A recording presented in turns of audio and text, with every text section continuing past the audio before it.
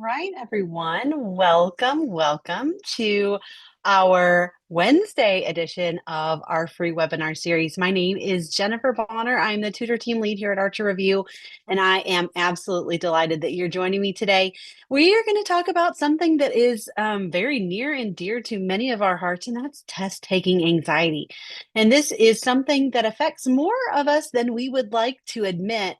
But it is something that is a lot of times can make us feel like we're on an island, like we are alone. And we're going to see today that we are more alike than we are different when it comes to test taking anxiety. So, just a little bit about me. Like I said, I'm the tutor team lead here at Archer Review. I work a lot of, I do a lot with the webinars, I do live case studies. Private tutoring, things like that. I have been a nurse for over 15 years. I am a certified nurse midwife. So I have been through a few exams myself. And so I'm hoping that during our time today, you're going to feel like you are among friends because you absolutely are. And I'm hoping you're going to gain some insight in how to best move forward when it comes to this. So if you have ever joined one of our free webinars before, you know that we're going to use something called Slido. And Slido is just a really great way to be able to interact with one another.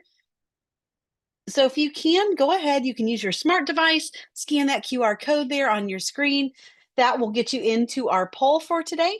Or you can just go into slido.com and enter in the code test anxiety, and that will jump you in there too. And I want you to tell me, where are you joining me from? Where are you joining me from? Chicago. Welcome. All right. Maine. Okay. Maryland, Canada, Dallas, Orilla, Maine, California, Pennsylvania, Toronto, Texas. Let me get the chat out here. I'm seeing Indiana, Jersey, Edmonton, Qatar, Kenya, Boston, Pennsylvania, Oregon, LA, California, Winnipeg, Nigeria, Ohio, Florida, Indianapolis, Illinois, North Carolina. Awesome. So, wherever you are joining me from, I am just really excited that you're joining me. So, during our time today, I'm sure that you may have some questions. If you have a question that you need answered and you're joining me on Zoom, go ahead, throw that into the Q&A, and I will try to get through as many of those as I possibly can. If I can't, please don't hesitate to send us an email at nclextutors@archerreview.com. We're absolutely happy to help you. Now, something else that I would like to remind you is that these are recorded and they're available on both our Facebook and YouTube pages. So, no worries if you want to share this with a friend or maybe you want to view it later. Absolutely. But if you are joining us on Facebook or YouTube, go ahead, share this with your friends. Let them know we are here. We're talking about all things NCLEX nerves. So, without further ado, I have another question for you. And I'm just curious, anyone here struggle with testing anxiety? I'm assuming that if you're joining me, maybe you or someone you know struggles with this. So let me know, is that something that you are struggling with? Test anxiety. Absolutely. Yes, I do. Yes, really bad. Absolutely. I'm seeing a lot of absolutelys in the chat. Yes. Yes.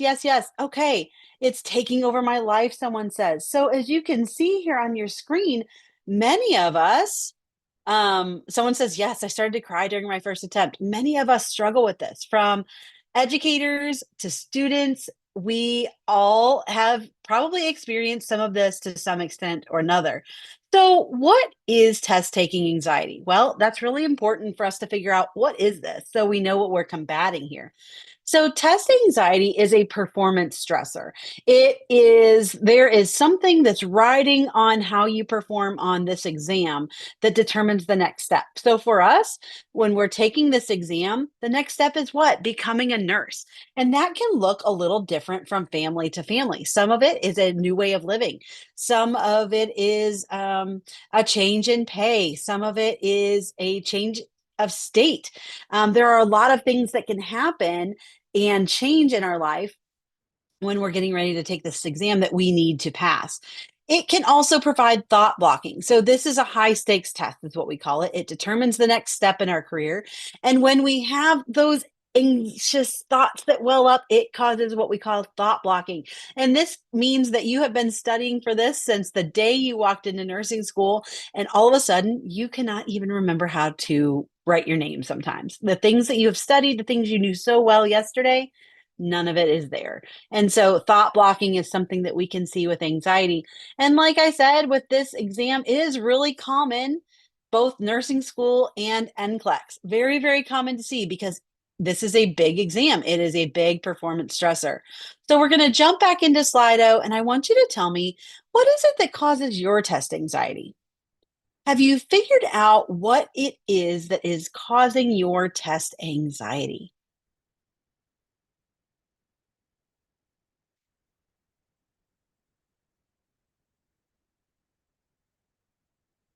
Time, scared to fail, the thought of failing. Yes, overthinking. Okay. I don't know, and that's okay. If you don't know where your test anxiety is coming from, that is okay.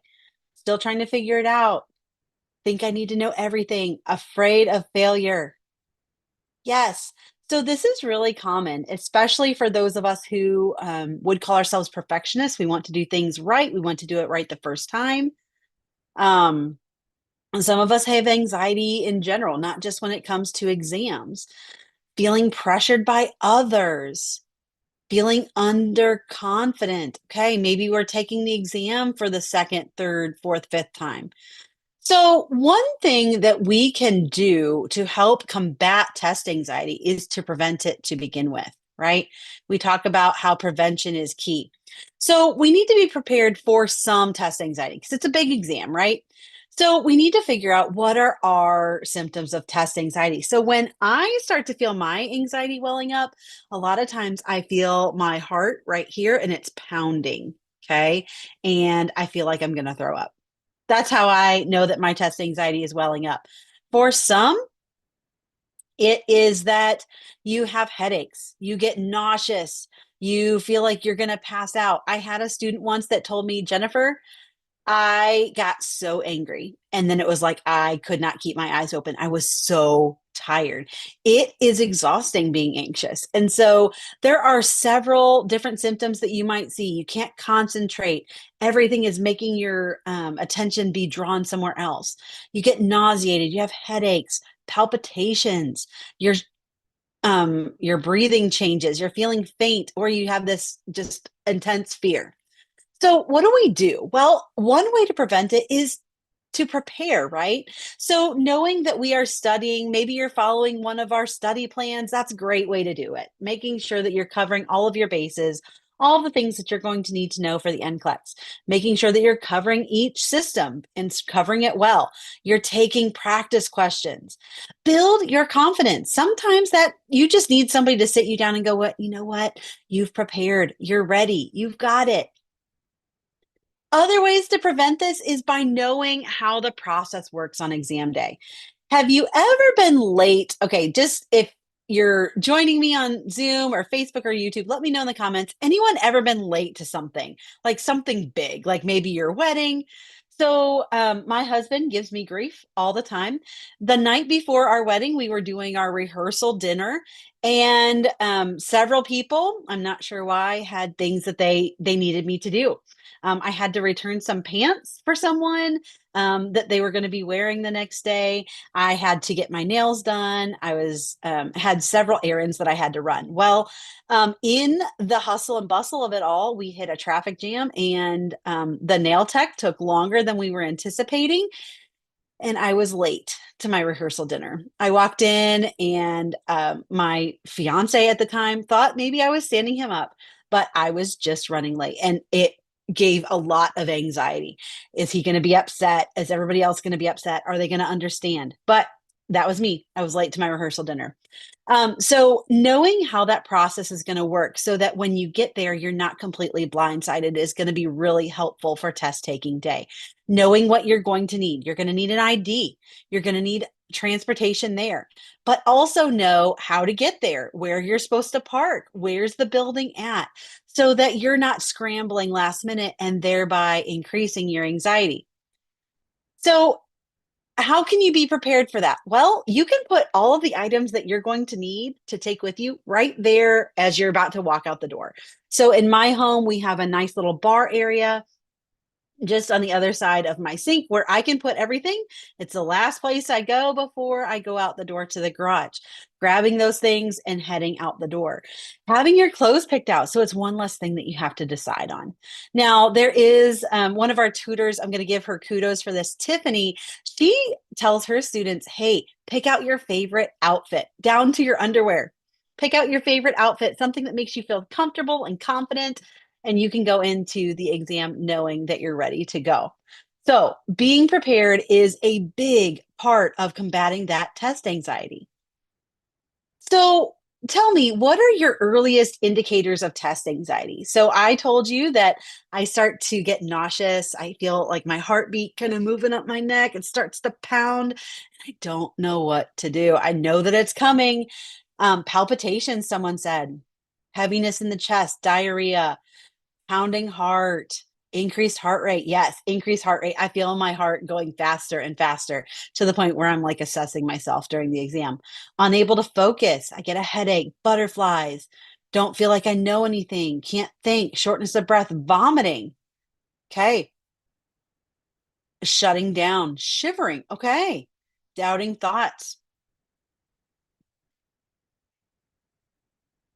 I'm going to check what are, all right.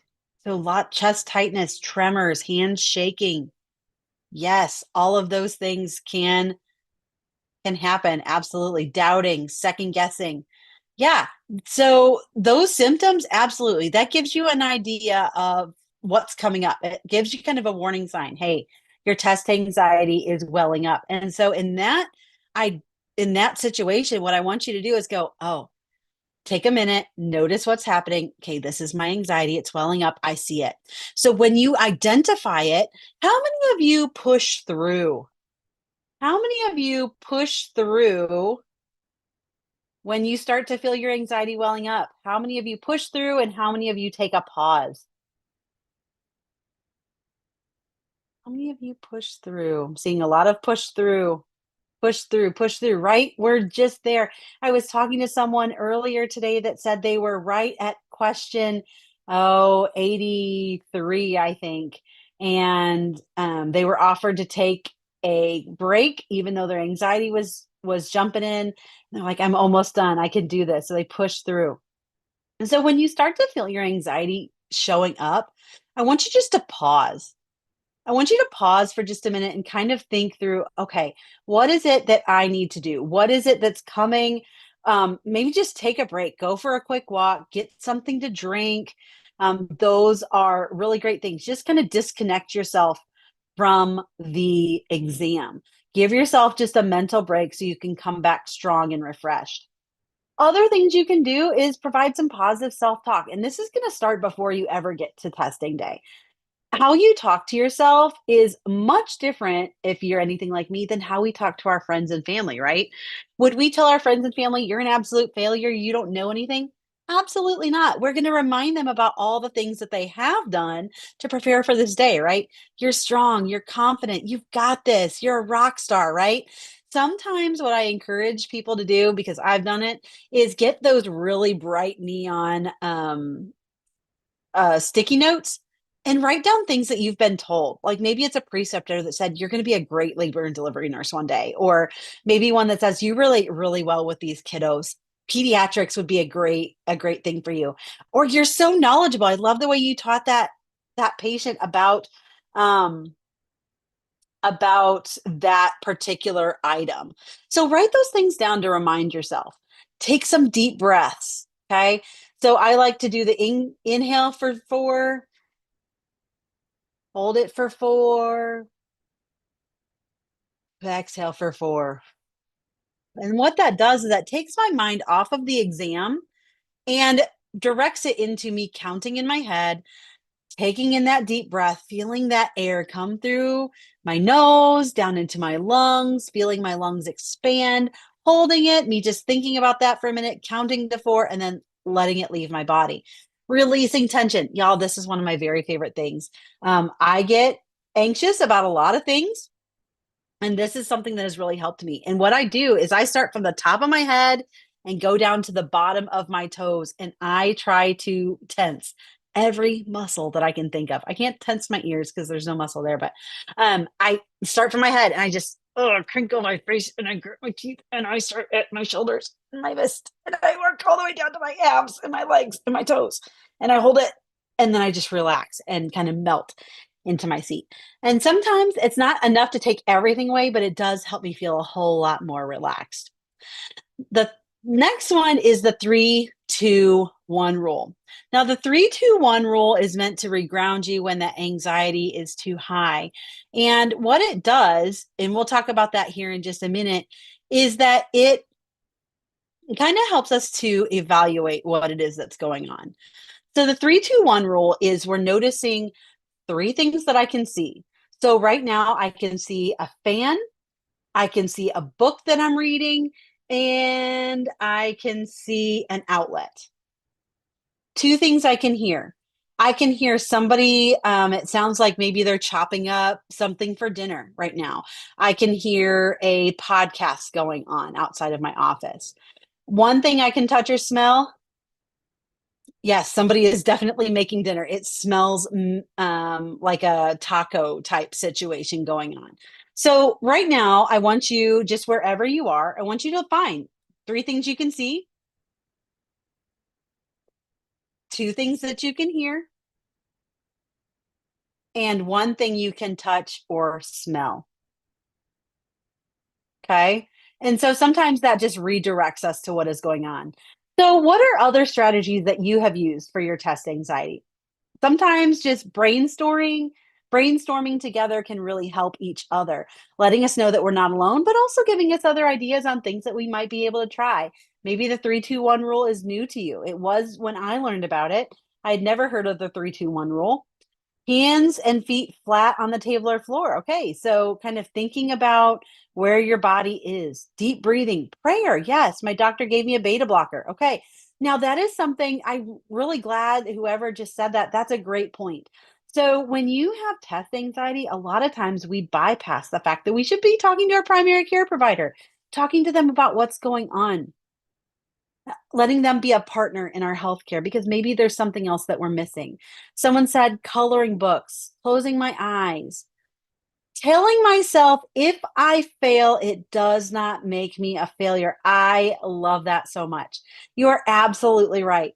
So there are many times when I will talk to students and you have two options. You can either fold your hands and go, well, this is just dumb. I failed. I'm a failure. Or you can go, what?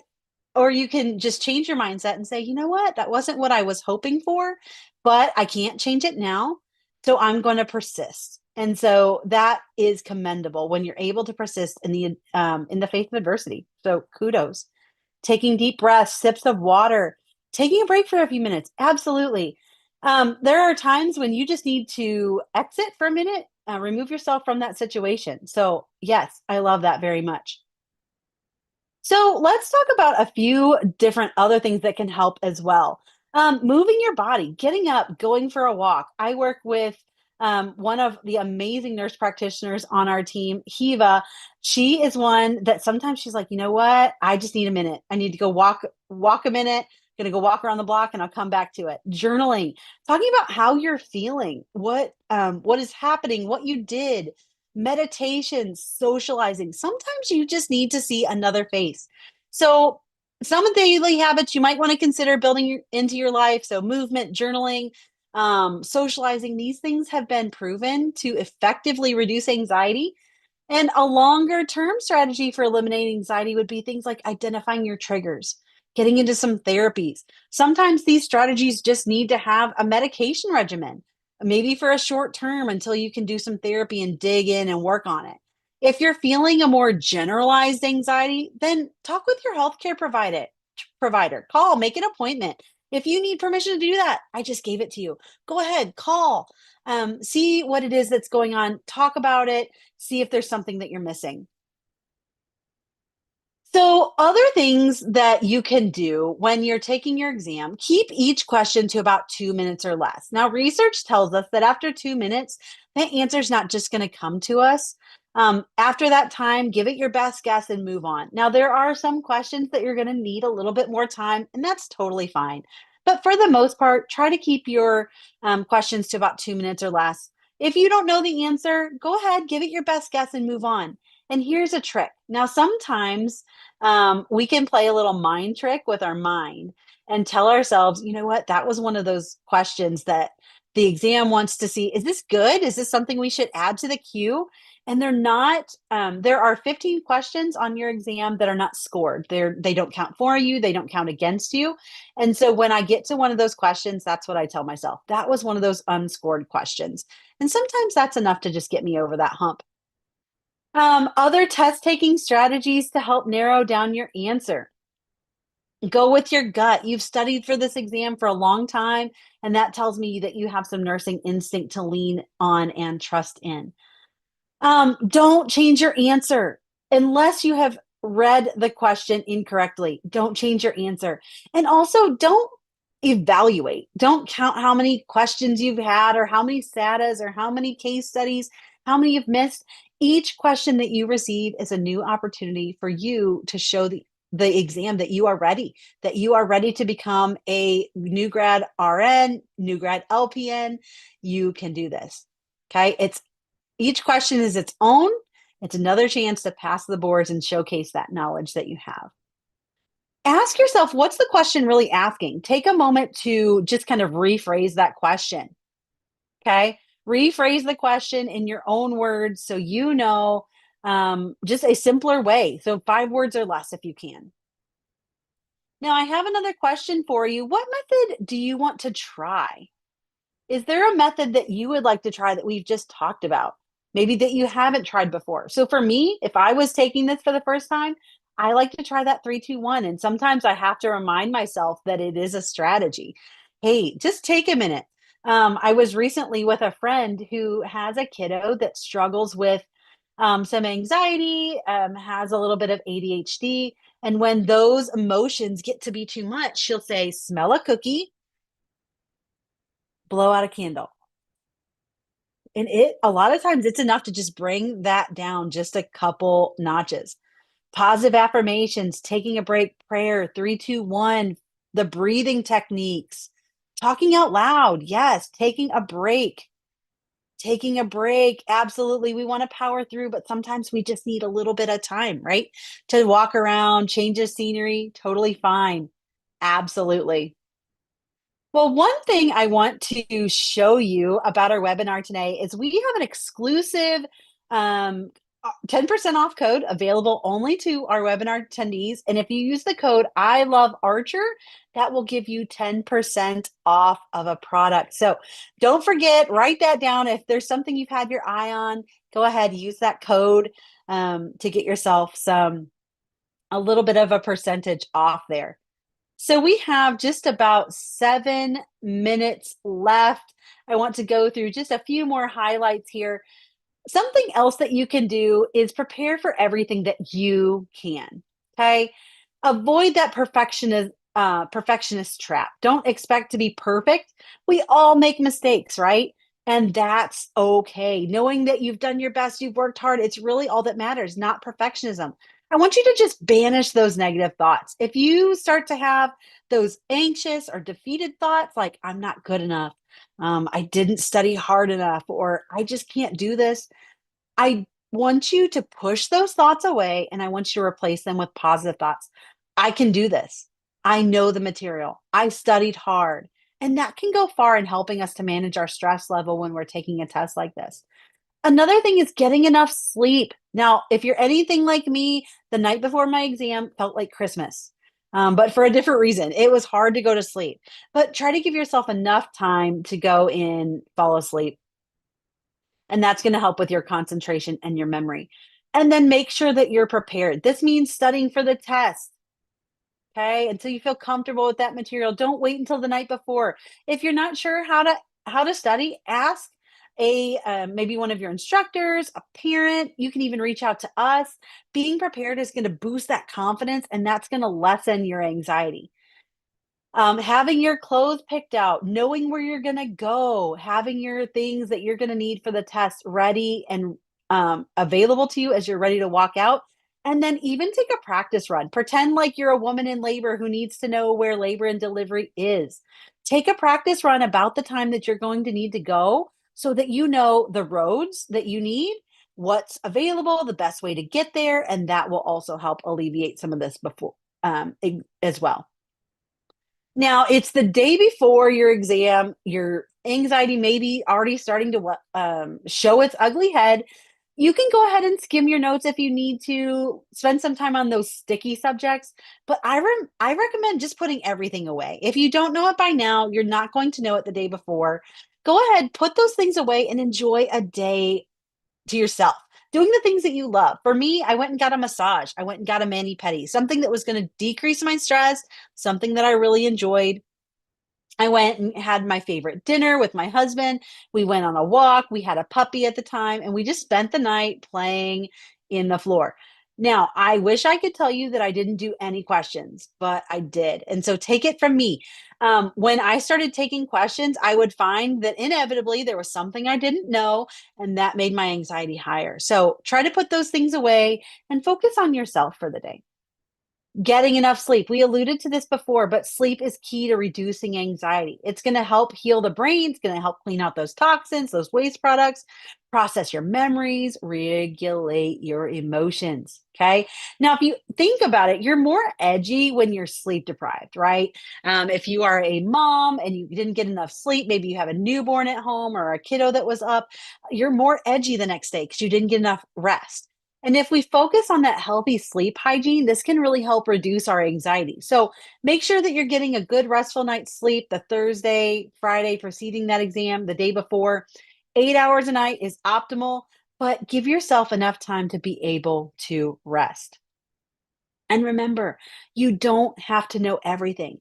Yeah, I said it. You don't have to know it all. While the NCLEX is a comprehensive exam that's designed to just test your readiness to begin practice as that entry level nurse, it's vital to remember that it's not an assessment of your value. It doesn't tell me who you are. It doesn't tell me who you're going to be as a nurse. It's not a test that's designed with the expectation that you have that grand knowledge like an encyclopedia. Okay. The reality of the test anxiety, especially when it comes to this, is it often stems from that pressure to put ourselves to achieve perfection, right? The test is not designed for you to get everything right. That pressure is going to lead to that overwhelming stress, and that makes it harder to recall the information that you've spent months or even years learning. So today I want you to ensure that we shift that perspective and we start implementing some of those measures now. So, as we come to a close, I want you to take a moment to reflect. Okay. Reflect on those key takeaways. How can you carry this knowledge forward into your preparation journey? I want you to remember that feeling anxious about this exam, it's normal. Okay. It's a reflection of your commitment and passion for stepping into that profession of nursing. But it's also crucial to channel that anxiety positively, turning it into a driving force rather than a stumbling block. Okay. Remember, we are here for you. We understand the pressures and the challenges of prepping for this exam, and we have resources with your success and well-being in mind. And it's those things that really drive us in what we do. I got an email today that said, Dr. Bonner, I remember in the 3-day live that you mentioned you do a happy dance when you get email from students telling us you passed. And it's absolutely true. And they said, I'm requesting you to dance. And I did. I did my happy dance in my office. I was so excited. I love getting that type of mail. So if you're struggling, not knowing where to go, where to start, let me suggest our SurePass combo. This provides you with our Q Bank. It gives the on-demand videos to break down those difficult concepts, but also our 3-day live review. This is a action-packed 3 days of information starting at 8 a.m. Central Time, 9 a.m. Central Time, going to 4 Central Time, and we go through the high-yield content from fundamentals all the way to specialties. We talk about test-taking strategies along the way. So if you are needing something to kickstart your study plan, the Sure Pass combo is absolutely amazing. All right. So, with that in mind, thank you so much for showing up today. Anxiety is not a reflection of your ability, it's a response to pressure. And pressure is something that we can learn to manage. You spent months, years learning how to save lives, and this test doesn't define you by managing your mindset. It can absolutely change your outcome. So, we so are thankful for you to be a part of our Archer Review family. Remember, whether you're getting started on your nursing journey, you're in the thick of it in nursing school, getting ready to take that NCLEX, or you're moving on to become advanced practice provider, we have a spot for you here at Archer Review, and we are absolutely delighted to be walking alongside you. Thank you guys for joining me today. It's been an absolute pleasure, and we hope to see you back on Friday for our next free webinar. We will be talking about the first time test taker. You won't want to miss it with Rachel Taylor. All right. Have a lovely evening. We'll see you back Friday.